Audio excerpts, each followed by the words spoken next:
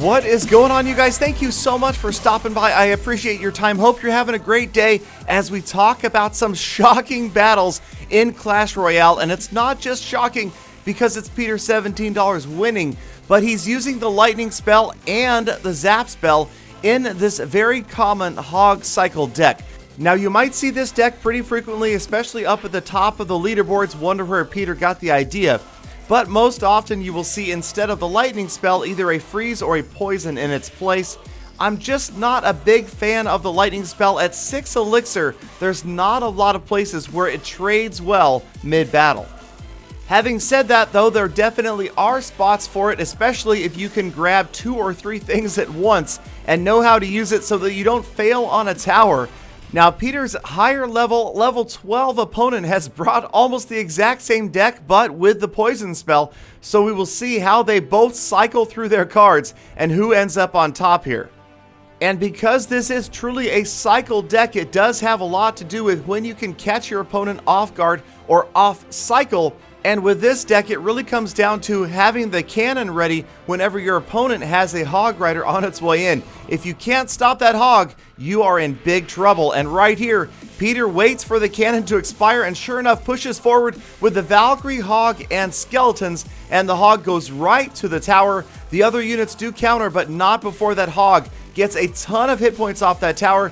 Same thing happens on the other side, but Peter has the cannon ready, and that is going to reduce the amount of damage. There you can see the Hog Rider actually ends up going after the Elixir Collector. He does eventually make it to the tower, but just gets one shot in. And right here, I don't like this usage of the poison spell. Again, it's another spell that you need to try to be getting at least 2, if not 3 units or cards or structures in the radius of that spell. Otherwise, you're losing elixir to your opponent. Here, Peter goes full, and he's not afraid of the Valkyrie. In fact, he drops another pump, waiting for the Valkyrie. She does approach. She gets a shot in, but now the Musketeer is on the move, and it looks like he is probably, he's going to go right lane rather than pair another unit with the Musketeer on the left. He goes right lane.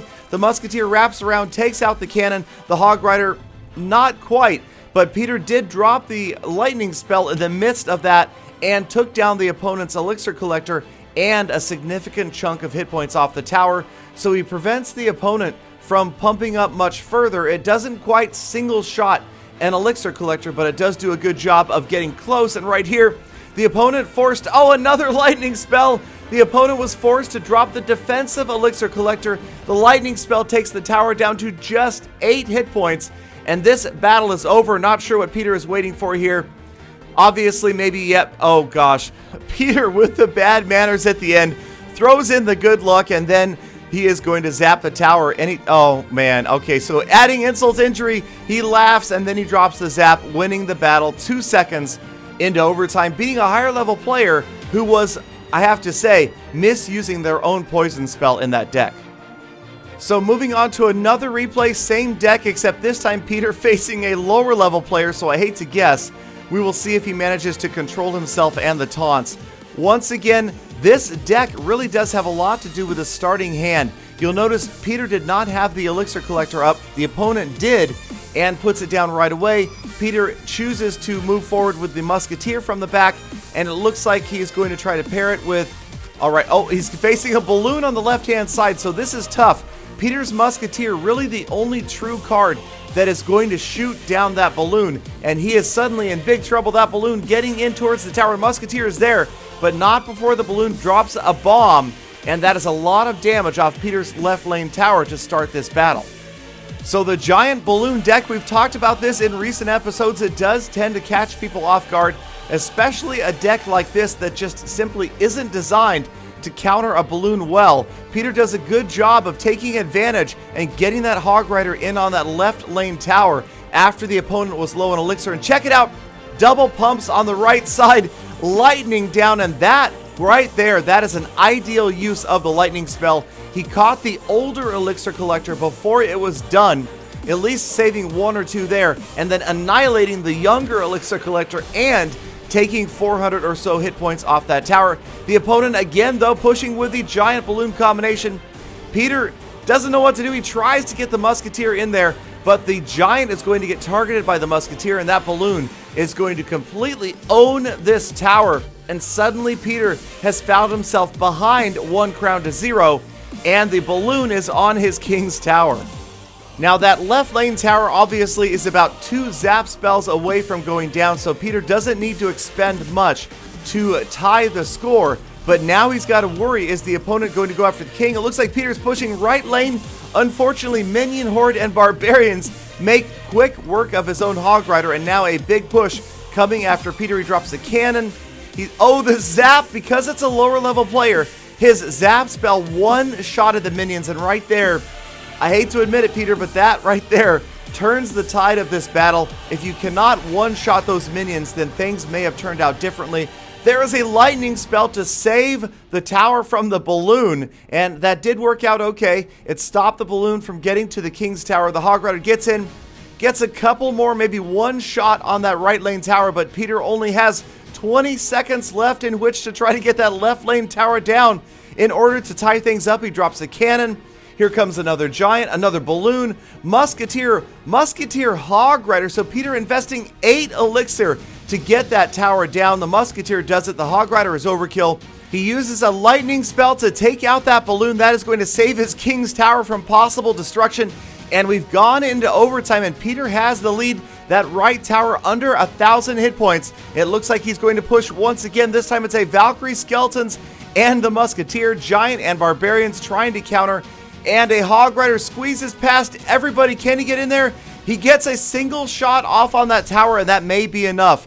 A lightning spell and a zap will likely finish the tower off. And here comes another balloon. Looks like Peter, what's he going to do? He's going to use the lightning. He does. He lightnings. Here comes the balloon onto the king's tower. He drops a cannon to stall the balloon out, and that gives him the time to drop that zap spell and end the battle, taking the win 2 crowns to 1. So we've seen a couple of instances where the lightning spell does work out, surprisingly, sometimes on defense, that might have saved his king's tower from possible destruction. And now Peter back at it again, this time facing a player of his same level, and Peter's opponent this time has the Royal Giant in the deck.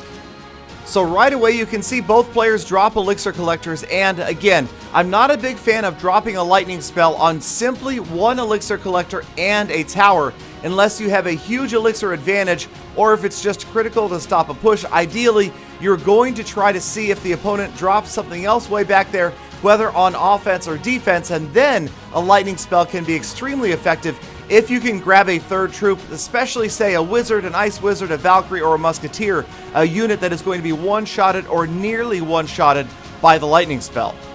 So Peter did a good job of countering that first Royal Giant, and the cannon out there on the right-hand side placed early. The Hog Rider is going to go right past it. There's a defensive fireball spell, also not a great elixir trade. Saves maybe 1 shot off the tower, but Peter has taken the lead with under 2 minutes remaining. Both players dropping a second elixir collector, and again, the first one just about to go down, so a lightning spell there would not make any sense, but he does drop it on the right-hand side, and perhaps that is going to work out because it's going to prevent the opponent from collecting that extra elixir and dropping more units in combination with the Royal Giant.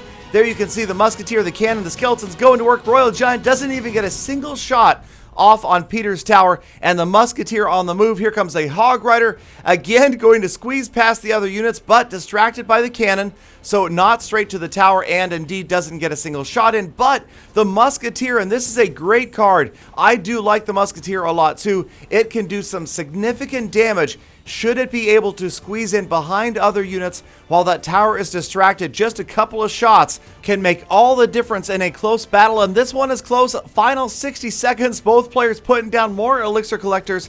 Peter dropping the lightning again, and again preventing his opponent from gathering extra elixir to put together a big push with this Royal Giant. This time he does have the Ice Wizard, but Peter has the cannon and the elixir collector behind it.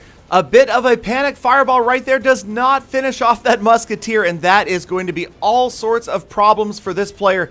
That musketeer dealing so much damage from the back, even at almost no health, getting shot after shot after shot off before she is finally going to go down, replaced by yet another musketeer. That one is on the tower and just about ends the battle.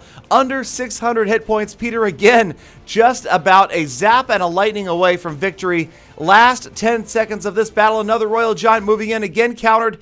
Valkyrie, Skeletons, Musketeer, and the cannon, all sorts of units countering, becoming a push. Fireball gets rid of almost all of them. But again, Peter just needs a couple more ranged cards to drop on that tower to finish things off. It's just a matter of protecting this damaged tower on the left-hand side long enough for that, the lightning spell, and that is less than a zap away. So Peter just having to rotate back around once again. Here it comes, zap spell in hand. Royal Giant on the tower, but too little too late. Peter finishes the battle right there with the zap spell. So lightning zap, a shocking victory for Peter, and another success using the lightning spell. So let me know what you guys think. Is this a card that you utilize in your decks? Do you think it's a waste? Do you think it's a good trade to say just take out a single elixir collector? I would love to hear your thoughts, and as always, thank you so much for spending a few minutes of your day with me. Please hit that subscribe button before you leave. Thumbs up if you like the video, and I hope to see you all back here again tomorrow for more full attacks.